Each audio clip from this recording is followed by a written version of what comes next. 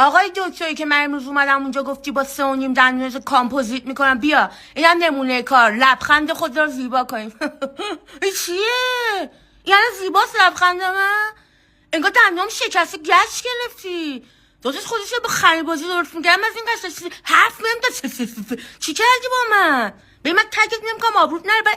اومدم اونجا برگشتی میگی نمیدونم 10 تومن بذار لب شیشه 20 تومن بذار. از اول بگو 40 تومن به قرآن من میگم این چیه؟ با دلم کنده نمیشه هر کاری میکنم.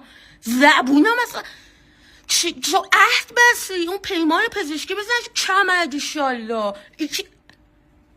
قده در آورده دندونه من جازش که گچ هم نتونستی درست بگی. الان دیدم به خدا تگت نمی کنم گناه داری زن و بچه داری ولی خودت میری یه جای دیگه دندون پزشکی.